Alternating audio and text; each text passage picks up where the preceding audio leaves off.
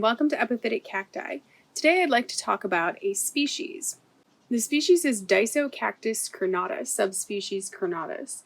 What we have here is actually the variant Chichicatenango.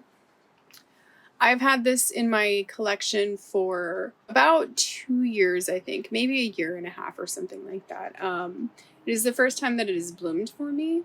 As you can see with the stems here, the lobing on the stems, you can see that it is actually completely variable.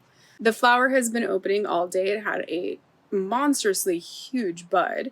It fully opened pretty much as soon as the sun went down. I think because this had been moved into the genus Disocactus, it's a little bit unusual because I'm used to very commonly referring to this as Epiphyllum Chichicatenango, but it is no longer. It is now Disocactus Chichicatenango. It is a really vigorous plant. It grows quite quickly. The stems just have a great deal of interest. I mean, one of the reasons why I wanted this plant particularly, of course, was for the stems. It was not necessarily the flower. I really like lobed stems. The coloration on the stems is actually also somewhat of a kind of a blue-gray shade of color. So it's not that super vibrant green. It's just a little bit more of a blue-gray, which also adds quite a bit of interest. The flower is really huge. I'm not sure that I was expecting it to be quite so huge. So as you can see here, this flower is really big. It's a very beautifully shaped flower. If you kind of come out this way, we can see that the back petals here, like the most outer back petals, are a little bit of a cream, maybe a little bit yellow, kind of a cream tan sort of color. And then as they go in, they get lighter, very pale sort of yellow color. And then as we get in here, even more pale. And then the most inner petals are just completely white. The petals have a little bit of an unusual shape to them. As you can see, they start out very narrow and then they get very fat at the end here. It's kind of a very, very pleasant bowl shape. You can see how long the flower tube is. It's really quite a remarkable flower, I think, and just for its slightly unusual shape and its rather large size. It really is. We can see my hand, my hand behind the flower. You can see just how large the flower actually is. So it's really about the size of my hand, maybe a little bit bigger. I don't have the largest hands in the world, but I mean, it's average. I would say I have average sized hands.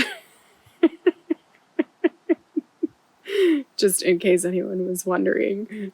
Well, it's a little bit difficult, I suppose, to get the size reference on a flower if you don't know how large the hand is in the shot.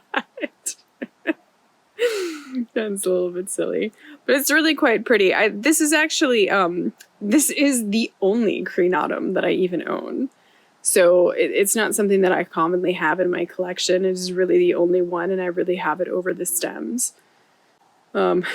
So I would like to kind of zoom in and take a little bit of a closer look at the stems. You can see here the stem that it's blooming off of. You can see just how skinny this is. It's round and the unusual, irregular lobing of these stems. This is a new growth stem. You can see that it's just very unusual and irregular lobing. It's quite an interesting trait for a plant to have. Sometimes it's completely missing on one side, and every once in a while it goes, it's missing completely on both sides. But, having said that, it's interesting because it is a very fast grower. At least in my experience, it seems to be a very, very fast grower with some, I don't know if you can see that, but there's really kind of that bluish coloration on the stems.